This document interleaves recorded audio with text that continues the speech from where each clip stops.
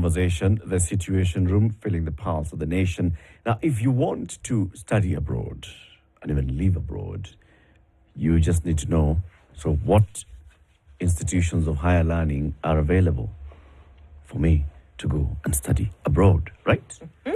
And one good place to actually get all this information is at the Cradle Study Abroad World Fair that's coming up this 31st of August from 11 a.m. to 4 p.m. Where will it be? At a mall in Parklands called the Gallant Mall in Parklands, Nairobi.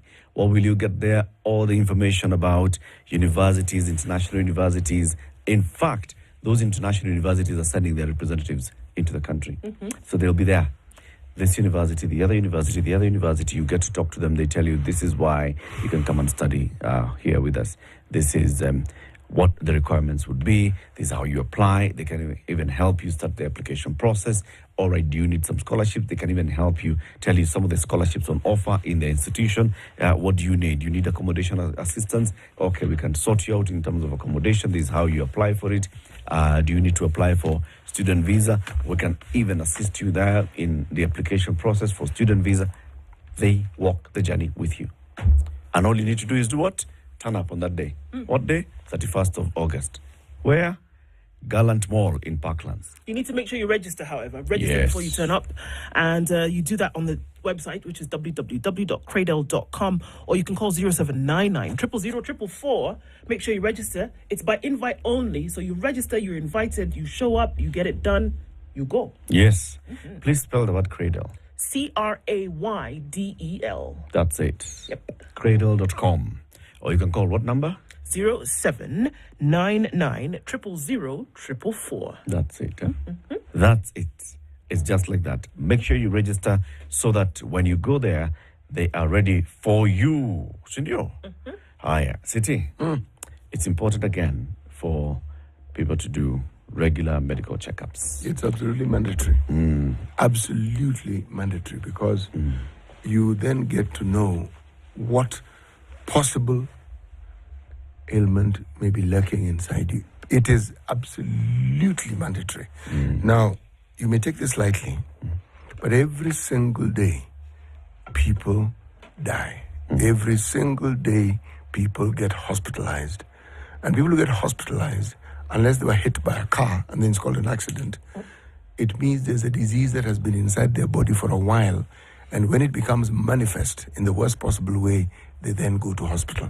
All this can be avoided if you simply take care and take up the offer that the Aga Khan University Hospital is offering for 9,950 Kenyan shillings. You will be able to access full and comprehensive medical checkup in any of the facilities they have. Any, and there are many around the country. Simply go and get yourself checked so that you know. Again, now this is a message to men who are above the age of 40. If you can, please go for that checkup twice a year. Twice a year, right? Yes. 9,950. Yes. Shamrak is asking, website again, what? www.craydel.com. Craydel is Craydel. Craydel. That's it. Cradle.com. Okay, so we are going to be joined shortly by Jim Muchui, who's an MCA in Meru County Assembly. He represents the people of Adwena Ward, and he's also Majority Whip in that assembly. This is the assembly that has voted once again to impeach Governor Kawira Mwangaza. This matter is now before the Senate. The dates for this have been gazetted. So this week, Senate in full plenary is going to deal with this matter. Yes, they are. Hey. There was initially an 11-member senator committee that was recommended by the whip, Bori Khalwale, but they said no. Everybody sit, hear this thing out, and let's see what's going to be done about it once and for all. Who knows? Those suggestions that you mentioned could actually be ones that would come out. But I want to tell you something. Tell us. So you know the Azimio coalition. So you know that one. Okay. Now, that Kenya is now saying, you know what, ODM, because now we're looking at options that you have to deal with a problem. Meru, there's a problem. What options do you have to actually deal with it? Okay, fine. One of them is impeachment, but then it's been tried before. Is there another option that you can use? Well, here's an option where there seems to be a bit of a, jilted lover in this whole Azimio thing. And now they're saying, how do you deal with these mixed feelings? See, now you're the one who is bringing the mixed feelings. How about you leave the coalition, leave the marriage? Because clearly this thing is not what? It is not working. So DAP-K is giving a piece of brotherly, loverly advice to ODM and saying, just leave it. It's not working. Join government completely. You can't have one leg here and the other leg here. It's going to hurt after a while. Now, they've asked the governing council of Azimio, La Umoja, One Kenya, to not even just say leave, to expel the Orange Democratic Movement Party from the coalition that was formed ahead of the 2022 elections. Now, DAP-K has accused Raila Odinga that he led ODM in the going to bed with the government without the knowledge of the coalition's affiliate party. So we would have either all gone to bed or would have all said, don't go to bed. ODM that went. ODM went to bed Right, with the government. exactly. Did they ask Azimio to join them? In the bed? Apparently not. So where's the problem? Because we are a coalition. Everything we do together. It's like Siamese twins. No. If you go, I go. No. Where you the go, president I go. got it right. He has a coalition and he has been collapsing the other party so that there's just one nice, huge monolith party. No, Azimio didn't do that. Yes. They kept their now, affiliate party. Unless we can be told that they have a constitution which bars them from doing all these things that we are being told require the expulsion. All these fun and games that these politicians want to treat us to is utter nonsense. Okay? It is a complete waste of our time and energy. It is, but it's kind of fun for Monday morning, is it not? Now once we admit it's just fun and games, then let's continue. See, Let me tell you what they said. Entertainment. Yeah, why not? Yes. No, sun is not yet out. We might as well bring some sunshine and sun rays, Yes, shall we not? Yes. All right, Twende Kazi. During its National Executive Council meeting in Kitale on Saturday, the Eugene Wamalwa-led party said DAP-K was committed to play opposition roles and was not ready to continue working with Raila. Okay? Now, the NEC, as he says, has instructed me, and I quote, to notify the Azimio One Kenya coalition that ODM should formally exit the coalition due to its close association with the Kenya Kwanza government. Because, you can't just be frolicking with the enemy. It's not fair. While Malwa said DAP-K will remain on the side of ordinary Kenyans. Sawa. And will support Gen Z, this is fun and games, City, and millennials in their push for reforms. He also went on to say, I have been instructed by DAP NEC to tell Azimio One Kenya Governing Council that we are not joining the Kenya Kwanza government in the way that ODM has done. Our friends in ODM are free to do it, but they must leave the coalition because we didn't sign up for this thing.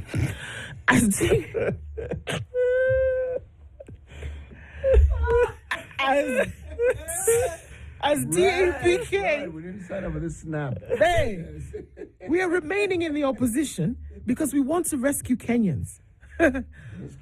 Those who want to rescue President Ruto can go ahead and leave the coalition. They can't be in both opposition and government. Now, Natembeya, who is the Trans Nzoia governor, said the party's deputy leader said DAP-K will advocate for the rights of voiceless Kenyans by maintaining their role in the opposition. So all of this story is basically saying, you guys went and had a date and you crowned it all by getting in bed and you left us here. Now, you cannot say that you're going to come back tomorrow after you've been given the flowers and chocolate and you continue and say that we're all part of this thing. This whole kit and caboodle must go. The kit and caboodle now is ODM. And they're basically saying, this is a coalition. We came together on certain principles. CT. There lies the and joke. now that... Politicians talking about principles. Go on. And now that you have taken those principles and literally chucked them out the window, then you have no business being part of this coalition. Because we are very serious about being on the side of Kenyans. We want to rescue Kenyans. We want to make sure that Kenyans' livelihoods are secured.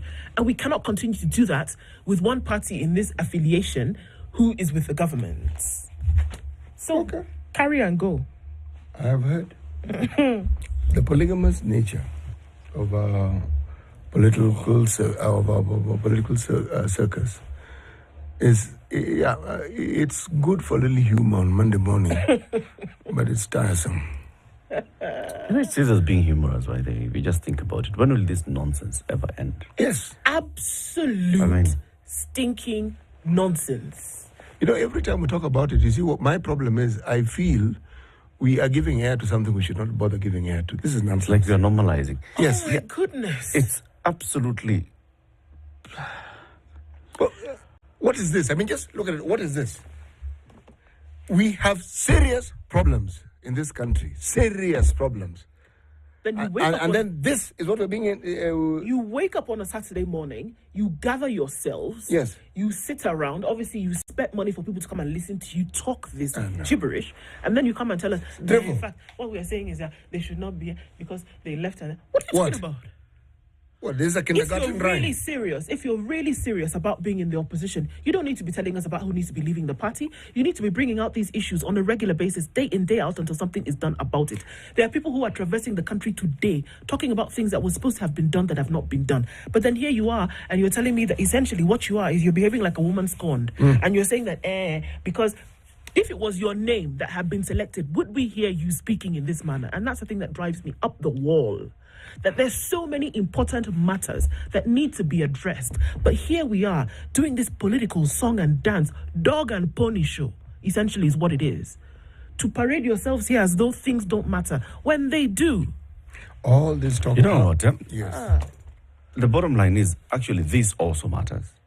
Because this is at the core of our democracy.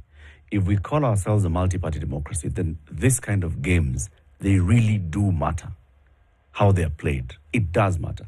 It does matter that the president could reach out to the opposition. It does matter that the opposition could have this kind of games that they are playing. It does matter.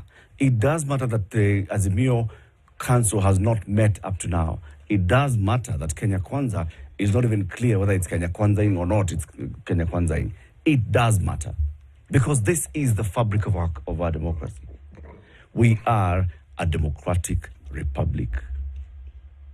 A democratic republic, a multi-party democracy. This is what we are.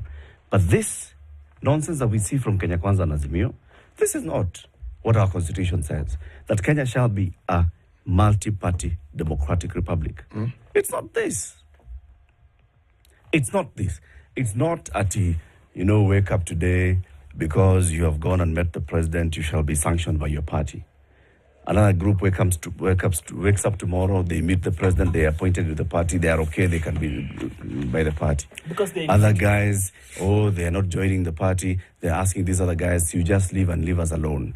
How was this Azimio formed, first of all? Who were the principles of Azimio? It was Raila and Uhuru. Let's just be clear about it. Uhuru is the chair of the Azimio Council. Has he talked? Nope. Not one word. Nothing.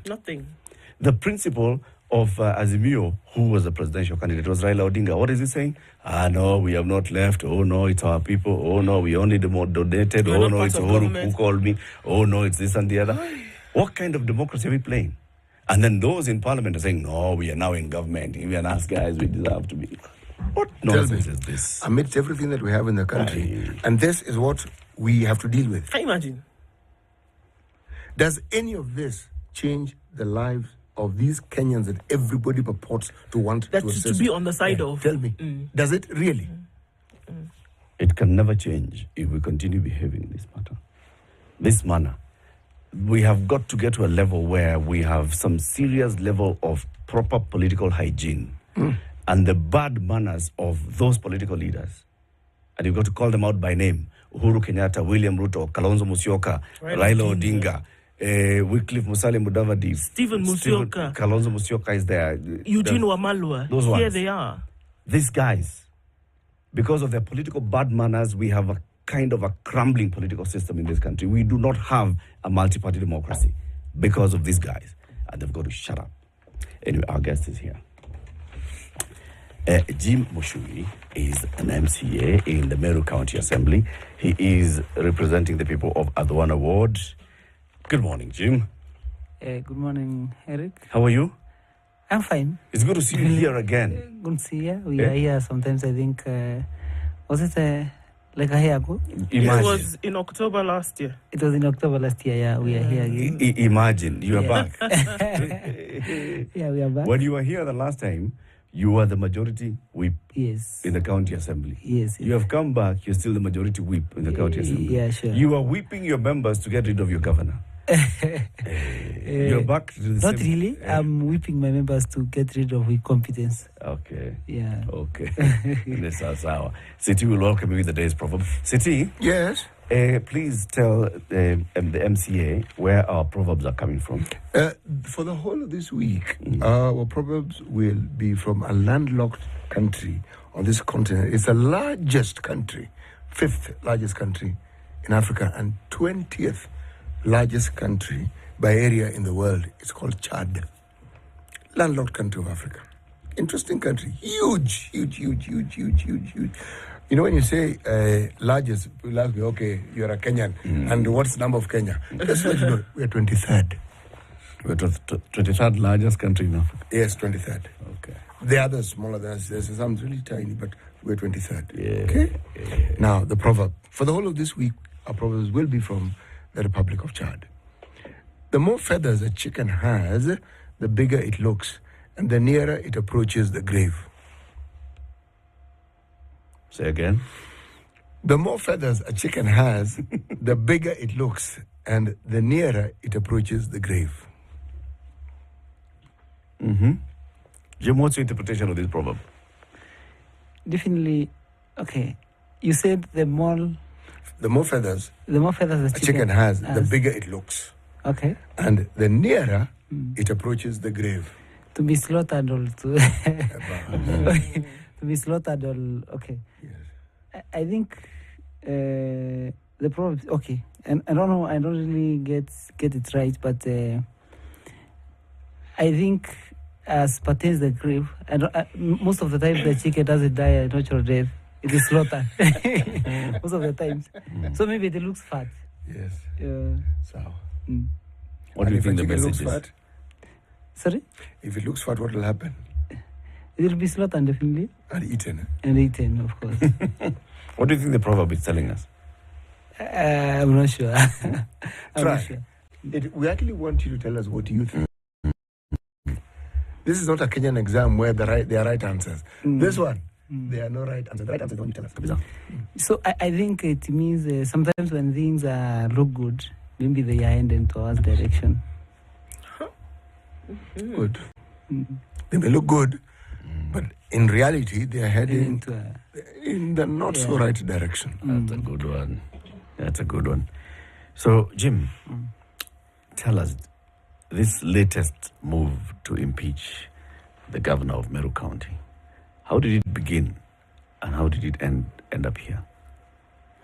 Oh yeah, sure. We have had governance issues from the start, from the time we were elected, and I was here again, and we talked about the issues, and we went to the Senate. Actually, when I came here, we are heading to Senate just like today. It was 2 days to the Senate.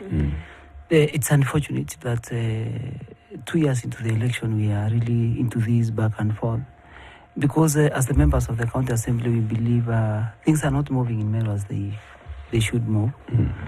And it's not really our wish to be maybe in the Senate, maybe fights here and there. But then at some point we have to do what we must do when things appear the way they are.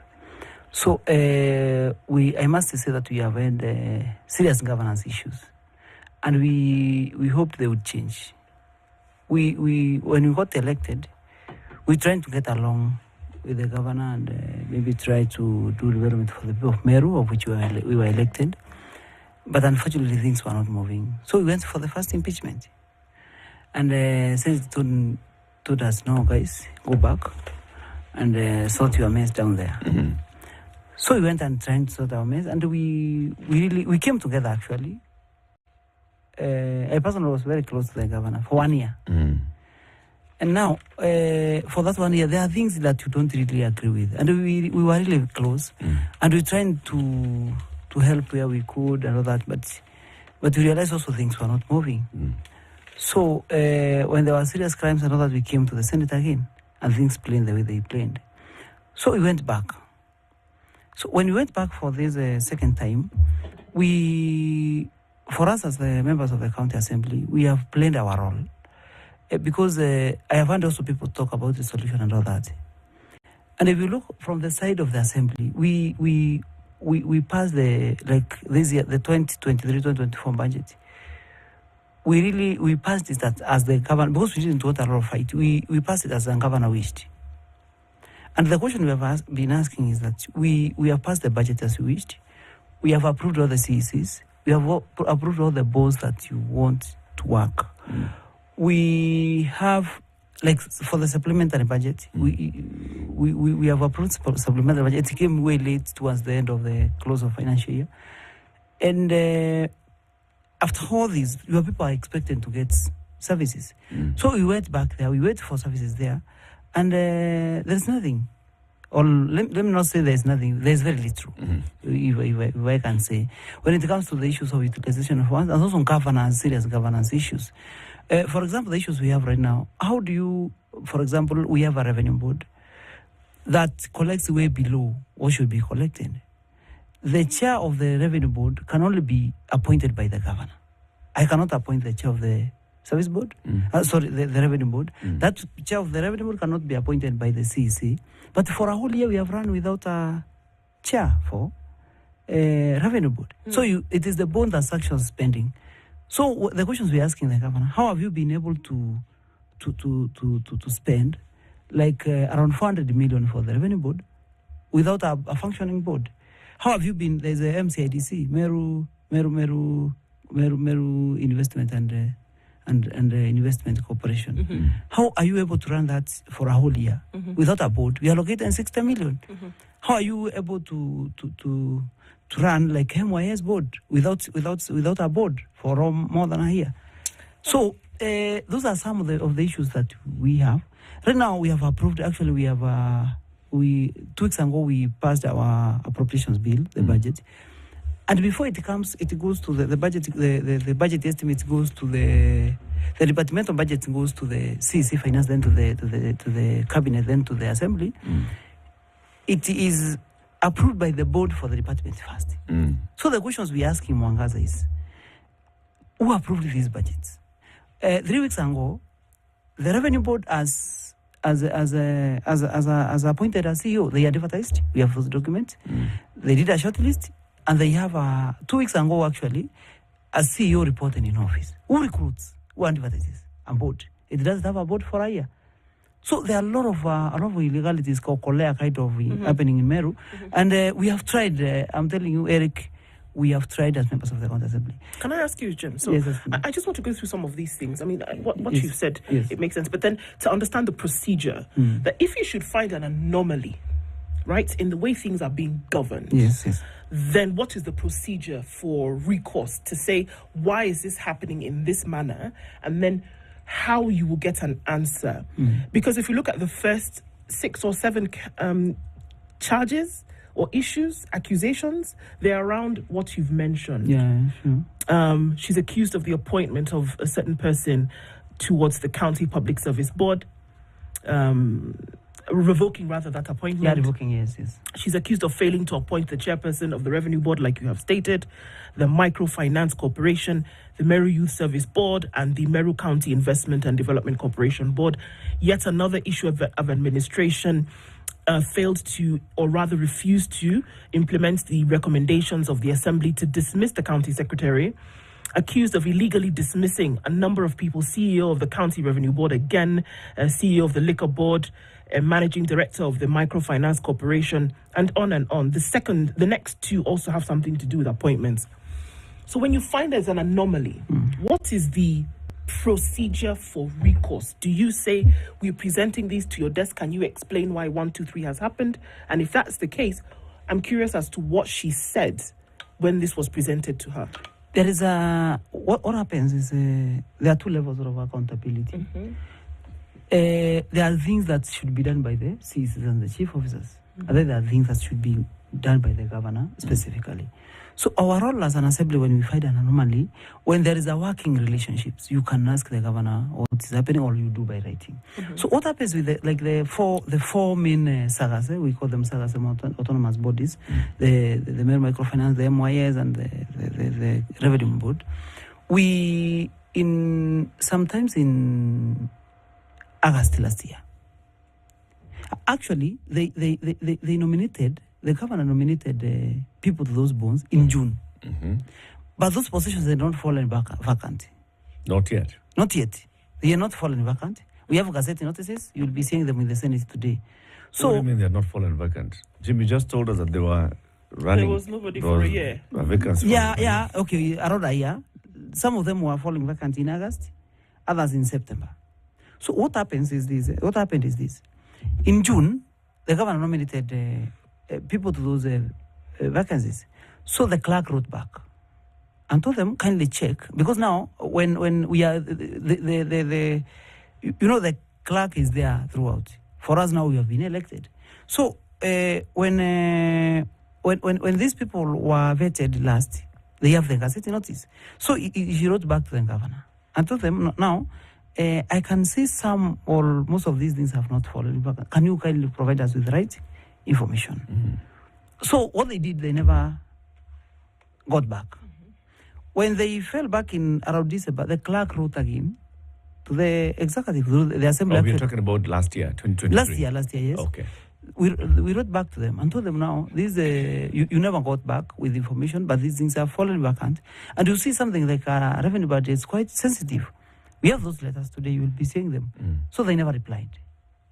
There was another follow-up letter around, I think, in February or so.